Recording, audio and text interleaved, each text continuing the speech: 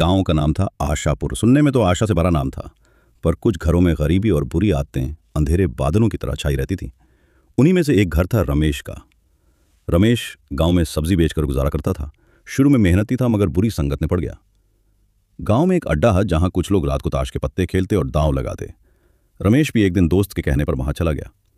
पहली बार थोड़े पैसे जीते तो दिल को मजा आया। लगा, वाह, इतनी मेहनत से जो कमाता हूं उससे ज्यादा तो बस खेल में आ गया। बस यहीं से उसकी आदत बन गई। अब हर रात रमेश सब्जी बेचने के बाद जुए के अड्डे पर पहुंच जाता। घर में पत्नी इंतजार करती रहती। बेटा दीपक भूखा सो जाता। रमेश को न परिवार की फिक्र थी, न आने वाले कल की। उसे बस जीतने का नशा था। कई बार हार जाता तो सोचता, अगली बार सब वापस जीत लूंगा। लेकिन हार का सिलसिला लंबा होता गया। घर का सामान, पत्नी के गहने, यहां तक कि दीपक की पढ़ाई के लिए रखे पैसे भी हार गया। गांव वाले ताने मारते, रमेश तो जुए में सब लुटा देगा, इसके बेटे का क्या होगा। मगर रमेश को कोई फर्क नहीं पड़ता था। पत्नी लाख रोई। दीपक ने पापा से पढ़ाई के लिए किताबें मांगी। रमेश ने झूठा दिलासा देकर फिर से जुआ खेल लिया। धीरे धीरे घर की हालत इतनी खराब हो गई कि 2 वक्त की रोटी भी मुश्किल होने लगी। एक दिन रमेश ने गुस्से में पत्नी को मारा। उसने सिर्फ इतना कहा था कि जुआ छोड़ दो। दीपक ने मां को रोते देखा तो उसके दिल में बर्फ पिघलकर आग बन गई। दीपक अभी स्कूल में 8वीं कक्षा में था, मगर समझ ठान लिया, अगर पापा नहीं बदलेंगे तो मैं खुद बदलूंगा। मैं अपनी किस्मत खुद लिखूंगा। दीपक ने स्कूल के बाद गांव में ही लोगों के खेतों में काम करना शुरू किया। छुट्टियों में घर घर दूध पहुंचाता, कभी अखबार बेचता। जो पैसे मिलते उससे अपनी पढ़ाई के लिए किताबें खरीदता और मां के हाथ में थोड़े पैसे देता। गांव में लोग कहते, देखो रमेश का बेटा, बाप ने बर्बादी दी, बेटे ने हिम्मत दिखाई। उधर रमेश का जुआ चलता ही रहा। अब तो लोग भी उसे खिलौना बनाकर हंसते थे।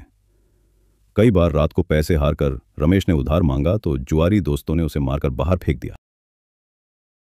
गांव के कुछ लोग उसे घर छोड़ने आए।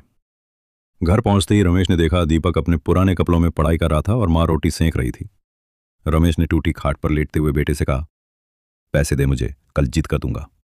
दीपक ने पहली बार पिता की आंखों में आंखें डालकर कहा, पापा, अब कोई पैसा नहीं मिलेगा, आपसे अब कुछ नहीं चाहिए।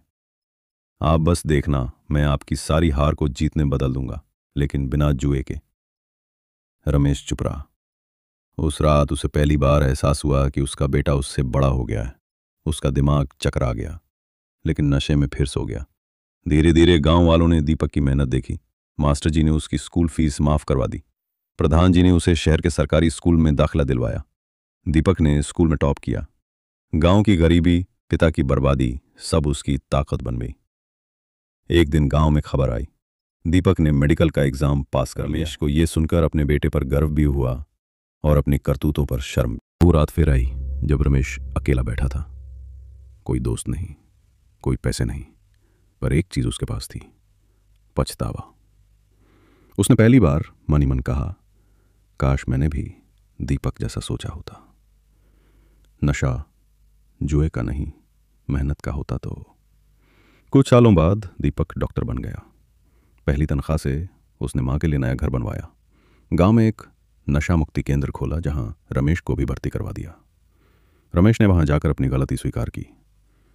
अब वो लोगों को समझाता, जुआ सिर्फ पैसा नहीं, इज्जत भी खा जाता है। कोई नशा सुकून नहीं देता, सुकून मेहनत देती है।